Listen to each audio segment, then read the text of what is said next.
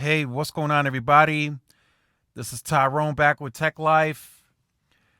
And I wanted to share this with you because I think this is a pretty big software update, and I think there's more to come.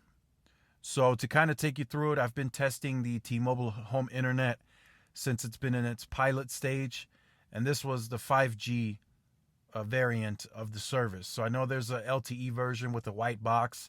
I've been testing since day one the 5G variant, the gray cylinder that they've been sending out to customers later in the pilot program.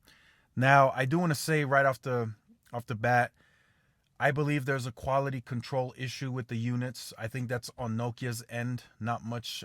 T-Mobile's not much at fault for this, and a lot of these units have manufacturing issues. Some are overheating. Some are just disconnecting altogether. I've seen it all. So as I mentioned, I've tested the service for weeks and weeks in. I've stress tested it, and I've had issues. I've had buffering. I've posted some of that on my Twitter. I've had complete data cutouts to where the service just stopped altogether, and my TV displayed no internet connection, not buffering, but it just said your internet has been disconnected. So I've seen it all. I've been through the trials and the tribulations with the service. That's when it was in its pilot stage, which you could say it's technically a beta. We don't know what the software's like. So, we chalk it up and we blame the pilot stage for that. Now, since it's transitioned into the commercial launch, I decided to keep the service a bit longer to kind of see if there weren't any changes coming now that it's commercial.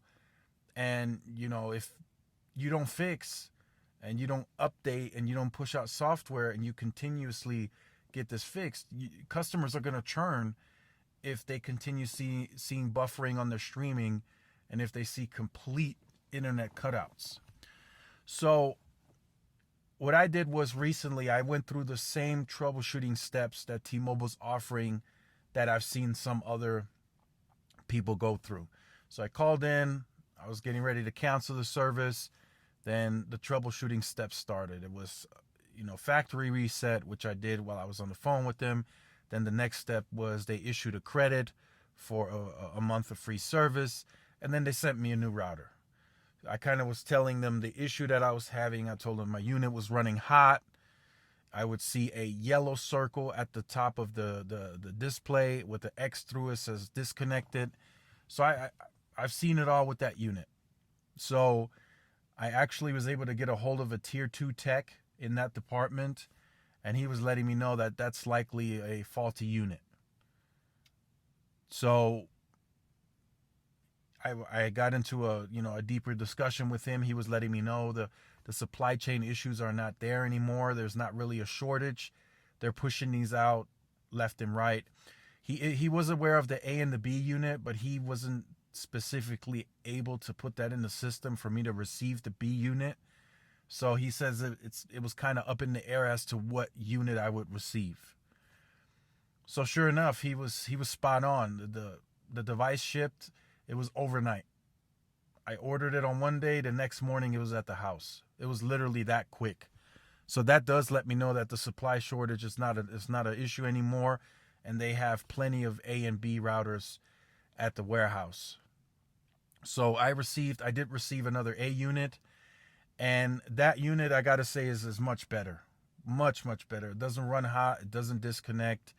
It's just much better. So on the software side, which is what this video is about, I've had software firmware number 0143. That's where I started off. Then it went to 0168, and I am now on 0178, which is the new update that's being sent out.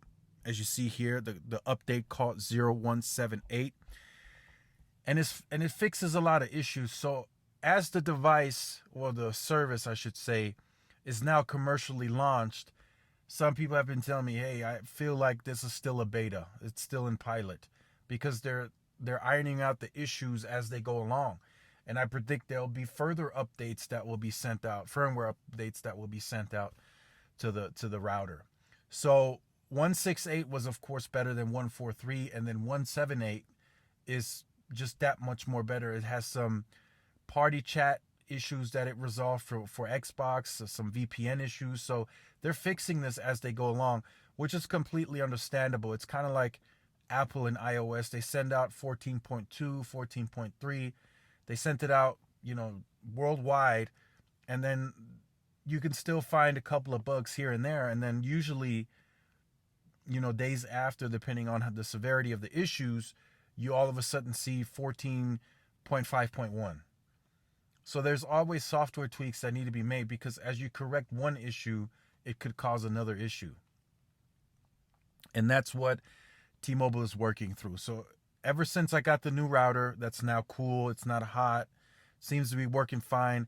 With the software enhancements that have been made, I could say now the connection is much stable. It stays connected to N41 much, much longer now, in terms of instead of the fluctuation that I was having previously of it going band 12 LTE and then band 40, N41 5G was kind of going back and forth. Now it's a steady connection.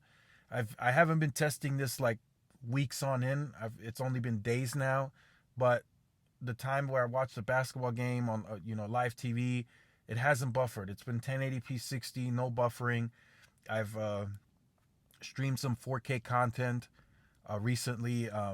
That was fine. I watched Tenet, which is about 2.5 hours of streaming, and that was a HD. I don't know why the HBO didn't put that in 4K, but yeah, Tenet was about 2.5 hours, maybe a little longer, and it was flawless. There was no buffering, no hiccups, no nothing.